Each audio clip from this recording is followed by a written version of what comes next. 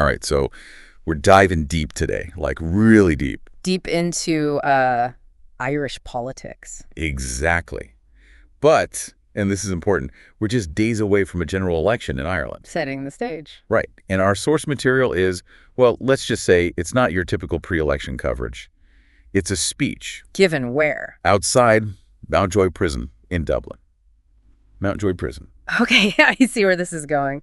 Mountjoy, that's pretty infamous, right? Exactly. It's like the speaker is deliberately using that location, to make a statement even before they even start talking. Yeah, I get it. Creates a certain atmosphere. Yeah. And the speech is all about Enoch Burke.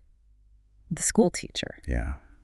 The one who spent over a year, 486 days in prison. For refusing to use they-them pronouns for a student. Right. He said it went against his Christian beliefs. So we're talking about what? Freedom of speech, religious freedom. Gender identity too, right? All those things. And all very much debated right now. And not just in Ireland. No, this is global. This case brings together so many hot-button issues. It's like a powder keg, really? And the speaker really goes for it. They talk about Enoch being taken from his classroom, put in the back of a prison van. Strong language. Really strong. Almost makes it sound like he was, kidnapped or something. If it's a narrative we see sometimes, like the righteous individual versus the system being, corrupt or whatever. Yeah. And they compare Enoch being in prison with, like, murderers, thieves. Sex abusers, too. Yeah, all that. It's like, whoa, hold on a second. It's meant to make you react. Like, is refusing to use certain pronouns really the same as those other crimes? Yeah, is framing the issue in a really extreme way, no middle ground. And then there's this visual the speaker uses. Enoch being led out in handcuffs. Like a criminal. Right. It makes you think, wait, is he dangerous?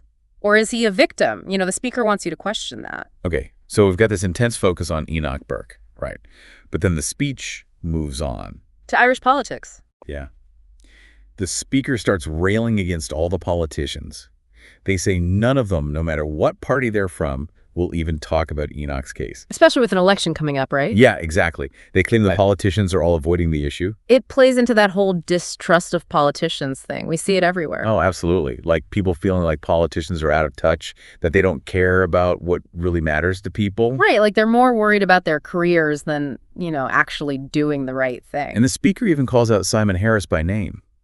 Saying what? That he's just dodging the whole Enoch Burke thing. They even tell this story about a woman confronting Harris in Cork, and he just brushes her off. It's like us against them. Yeah. The politicians are up in their ivory tower, not listening to everyday people. Yeah, that's the vibe. Yeah. And then they bring up this so-called secret debate that happened in County Mayo. Jeez, what do you mean? Like a closed-door event. The speaker claims the public wasn't allowed in. They say it's all part of this bigger problem in Irish politics, a lack of transparency. That word secret, it makes you wonder, doesn't it? Like, what are they hiding? Exactly. And they're saying that this lack of transparency, it's a threat to democracy itself.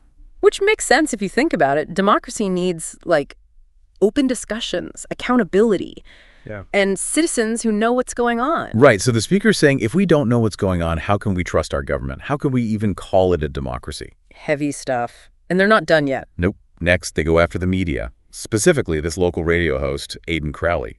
What did he do? The speaker says he lied, basically, about the Mayo debate. Lied how? About how many people were there.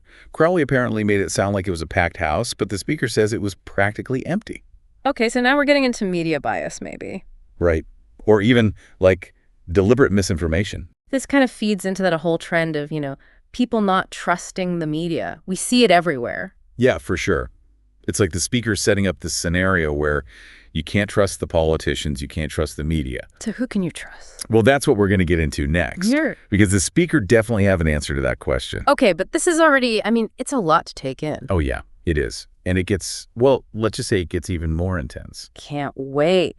And then the speaker brings up this whole thing about, like, transgender ideology. Yeah. That's where things get, a little dicey. Transgender ideology, it's like a buzzword, And the speaker doesn't even explain what they mean by it. Really. Loaded, right. Like, they're implying that it's this dangerous force that's, corrupting society or something. Yeah, it plays into that fear of change, And for the listener, it's important to keep in mind that this term, transgender ideology, it's often used to misrepresent transgender people and their experiences. Like, it's not about pushing an agenda. It's about people living their lives authentically. And then they make this connection between transgender ideology and, get this, youth suicide rates. Wow. That's a big claim. Right. Like, is there any evidence for that? Well, it's complicated. It's true that transgender youth face a lot of challenges, like bullying, discrimination, all that. But to say that that directly causes suicide, it's just too simplistic. Yeah, and it could actually be harmful, right? Like, it ignored all the other factors that contribute to mental health issues. Exactly. It's important to be careful with how we talk about these things. We need to be sensitive, and focus on the facts. So the speaker might be trying to, like, raise awareness about these issues, but they might actually be doing more harm than good with this approach. Yeah, sometimes good intentions, they don't always lead to the best outcomes. Okay, so we've got the politicians, the media, and now the speaker goes after another target, the church. What, are they saying the church is involved in all this too? Not exactly. They're criticizing the church for staying silent on this whole transgender ideology thing, especially in schools. Even though they acknowledge the issue of youth suicide. Exactly. It's like they're saying, hey, if you're so worried about kids, why aren't you speaking out against this? So it's about hypocrisy then. Yeah. It's like they're adding the church to this list of institutions that are failing to protect people. It's all connected, isn't it? Enoch Burke, the politicians, the media, the church. It's like they're building this whole picture of a society that's gone wrong. Yeah, and that leads to this big call to action. Yeah. The speaker urges parents to stand up, challenge the politicians, don't trust the schools, don't trust the government. It's playing on those very basic fears, right? Like protecting your kids, defending your way of life. Exactly. And it's going to resonate with people who are already feeling anxious about all these changes that are happening in society. For sure. It's like the world's going crazy and we're the only ones who can stop it. And to make it even more dramatic, they bring up the child abuse scandals in Ireland. Oh, wow. Okay, I see where they're going with this. It's like they're saying, look, we've seen this before. Institutions that were supposed to protect kids, they failed. And it could happen again. It's a powerful image. But it's also, I don't know, kind of manipulative. Right. They're using these past traumas to, like, ramp up the fear and urgency in the present. It makes it harder to have a real conversation about the issues, Yeah, because everyone's so caught up in the emotions. So what are we supposed to do? Like, as listeners, how do we process all of this? That's the tough part, right? This speech is designed to make you feel things, to make you react. But we have to be careful. We can't just let our emotions take over. Right. We have to think critically, question everything, look for evidence, and try to get the whole story, not just one side.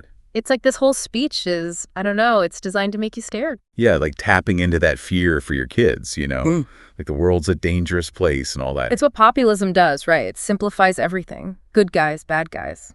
And it preys on those anxieties we all have.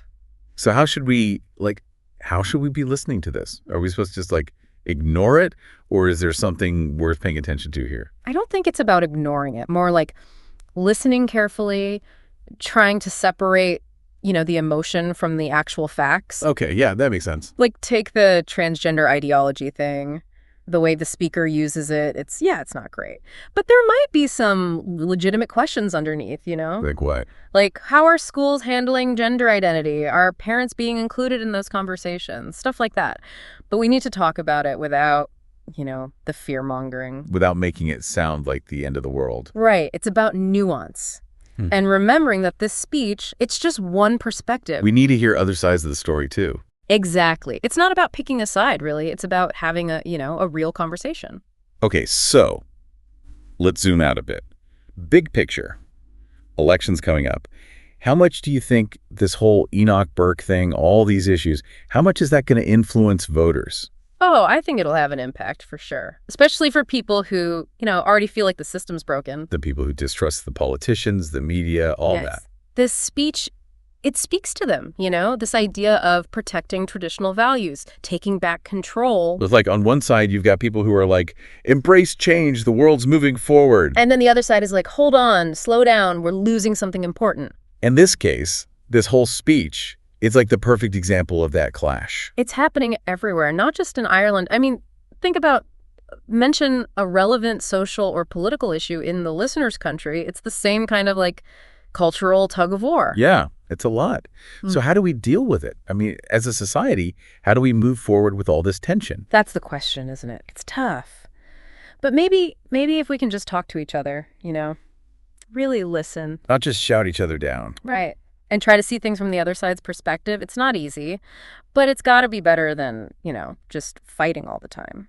So as we wrap up this deep dive, any final thoughts for our listeners? Anything they should, chew on? Well, think about this. Is Enoch Burke really a threat to religious freedom?